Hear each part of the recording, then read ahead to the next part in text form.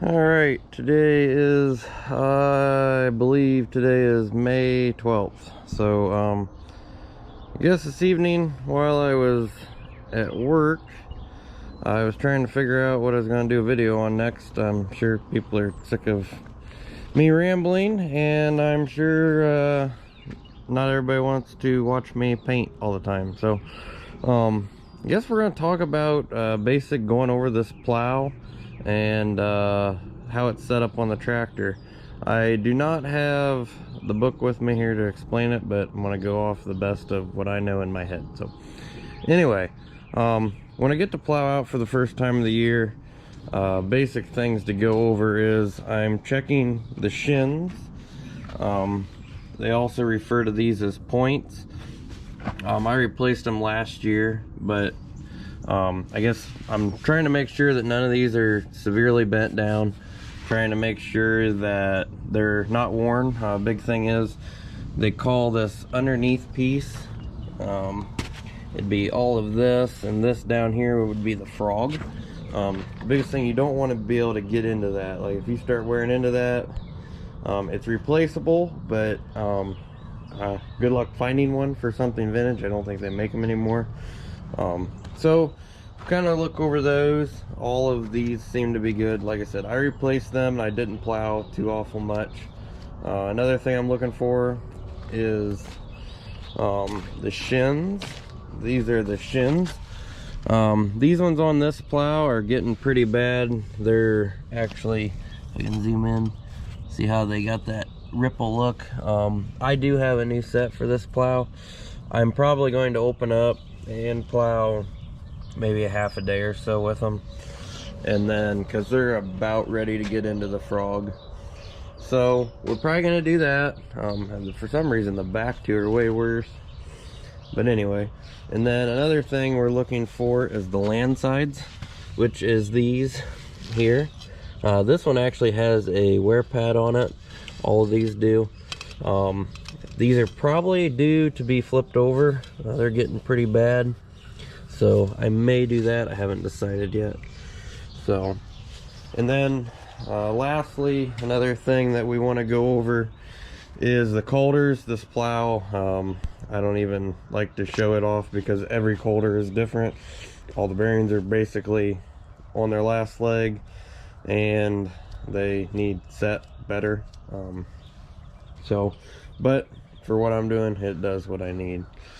I guess I don't know if I went over this, but this is a John Deere F145H plow. I'm not for quite positive the H, the perfect definition of it, but I know on this one, this lifting mechanism is a lot different than what I've seen on other plows. The other ones, I want to say the cylinder's tilted the other way and it lifts, I don't know, it lifts differently. I don't know if maybe Tyler, I think it's Buquette, if he could, I probably pronounced that wrong. If he watches this, maybe he can make in the comments of the differences. But anyhow, I guess another thing we want to look for is the mold boards. They normally start to get thin down in this area, which these are. They're getting fairly sharp, but I would call these original mold boards.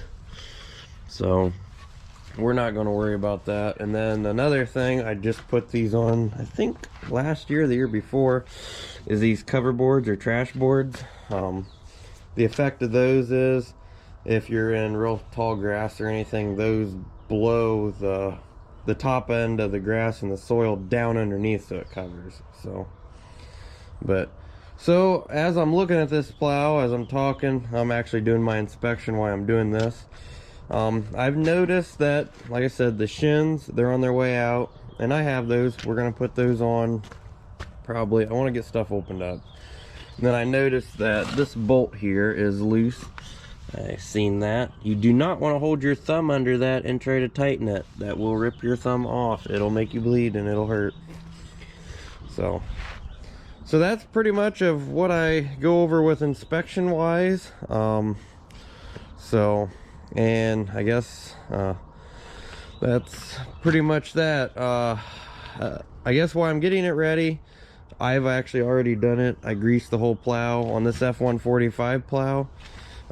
There's a few grease zertings here, here, all of the pivot points here, and here, and also the moldboards where they break.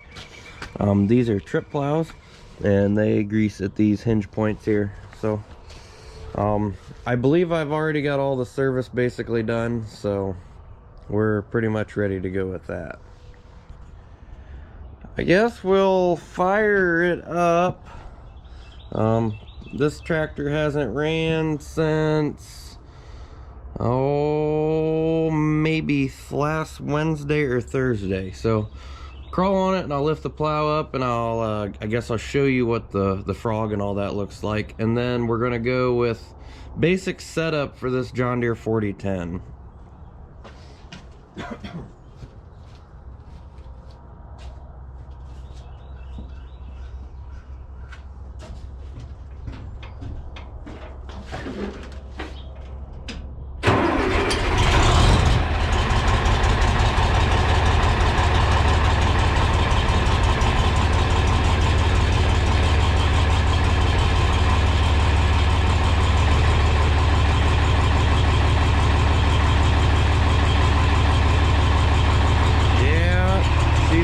Starter.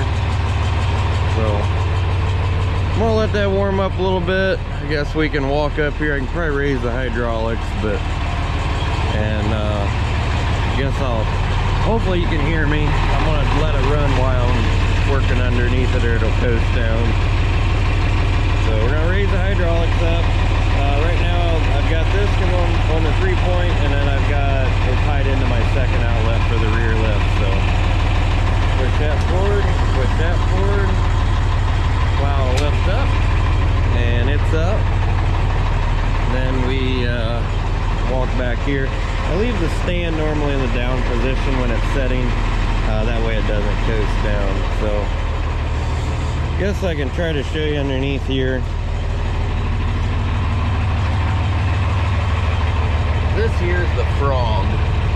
That would be the frog. That's what all that stuff bolts to. And as you can see, this gap right here, maybe you can see it, that is from somebody letting those land sides wear way too long. And you don't want that to happen, because that, like I said, that frog wears down, and that's just no good. So anyway, I guess I'm gonna go ahead and shut the tractor off and get a couple measuring tools around, and then I'm going to try to explain how to set the tractor up, and then we'll wrap the video up. Okay, so if you read in your John Deere manual, it's going to be in the plow book. This is the F145. I apologize for not having that book in my hand right now. If you read in your plow manual, the book is going to state that you have to have your sway blocks.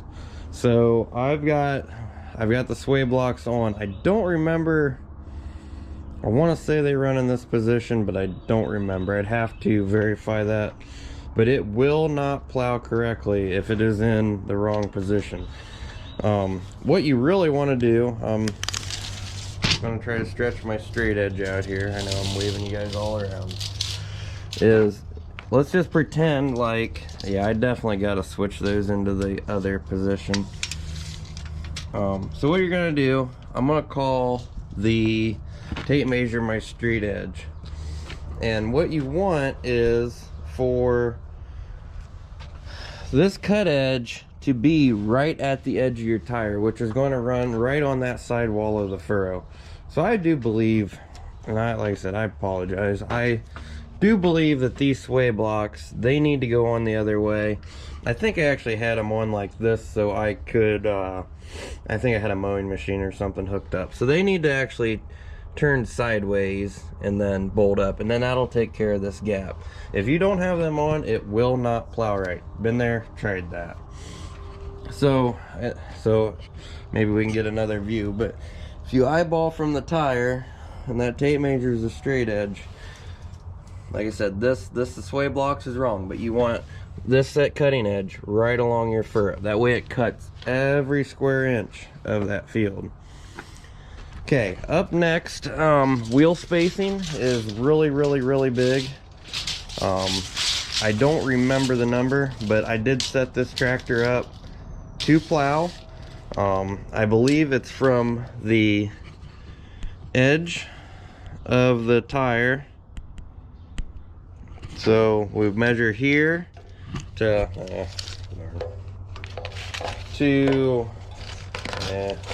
my camera holding skills is not good today. So let's just say from the center there, from the edge of the tire, which would be the side of your furrow, clear to the center, and it's supposed to be like 29 inches. I'm a little further than that. I do know that number is called out in the book. So, and then I guess I'll wait until we're up in the field, but for this semi-mounted plow, which semi-mounted plow, anybody new, semi-mounted plow means it is 2-point hookup, there's no top link, and the trail wheel is what supports the back of the plow. So it's semi-mounted, it's not fully mounted with a top link. So anyway, I guess once we're in the field, I'll try to explain how to level the plow. I'll probably do a lot better job explaining that with the trailer plow. Model 60 International that I'll be pulling hopefully with 70, and hopefully that's going to start next week. So anyway, and that the leveling of it is so it cuts, so like the plow would cut square, so like this way. So, and that's all done with your 3-point arms. But anyway, we'll get into that once we get up there. Another thing that I've learned with this plow over the last couple years is it's very important that this tail wheel, there's a lot of slop in it, runs perfectly true with the direction that the plow is going. I actually, when I bought this thing, if you can see the wear here, all these were moved way far to the extreme, and this tire here, basically it would destroy my sidewall. But now I've pretty well got it, if you can tell, pretty well where it needs to be. So that's another very important thing with plowing that I'm learning. So but I guess that's pretty well all that I can really say for setting this up. The other very important thing, John Deere states out in almost every single one of their books on these tractors, this is a 4010. They claim that you need to always have each wheel spaced evenly from the center of the tractor, which I try to do anyway. A couple of them I don't, like some guys, they just move that tire to plow and move it back out, you know, to do hay and such. But things that we're going to prepare on the tractor, you know, you check all your oils, check your hydraulic oil, check your engine oil. I'm not quite due for an oil change, so I'm probably going to work it a few days, get a few hours on it, and then you know, see where I'm at. So another thing I want to do, I want to hang some weights off the rear of this and put some wheel weights on it. It's kind of on its diet from pulling. And then I'll probably I'm going to dual it up this year to plant with, so I'll probably throw the dual on the left hand side. It's not much, but if I do spin a little bit, it gives me a little extra traction. So, and then I've got one dual on, and all I gotta do is throw one dual on when I'm ready to plant, or I might work a little ground with it. I don't know. So I guess hopefully this video is helpful. It's probably a bunch of nonsense information, but I don't know. I'm trying to think of good ideas to put videos and content out. So yes, if you made it this far, be sure to like the video, be sure to subscribe to it, and we'll go from there. But hopefully we just got done this Sunday. We got just shy of, well, right around 3 inches of rain, so hopefully things dry out maybe by the weekend here, and we can put this thing in the dirt. I'm going to at least try it, and hopefully by then I've got the 2 more plows home, and the 70 and probably the 720 will go on those, or the 620 or something, whatever. So probably gonna be me and Dad plowing, and then I might switch tractors up. So I decided to use the 4010 this year because it hasn't got a good beating in a while, and I don't want to rack up all the hours on the 4040. So I guess that's pretty well it. I'll try to go over the rest of the setting once you get in the field, and I'll try to explain what I know about plowing. It's not much, but it's an art. And I'll probably catch heck for still moldboard plowing. So, and what, you know, I want to play with the old iron, and that's just how we do it. So I'm trying to work into the no-till thing, but I mean, we're not farming very much ground. It's mostly just a hobby for us. So and it's a good excuse to get the old machinery out. So alrighty guys, again, a recap. F145 plow hooked to John Deere 4010, and hopefully this helps somebody that hasn't run one of these. So alrighty, like I said, be sure to like and subscribe, and we will catch you guys later.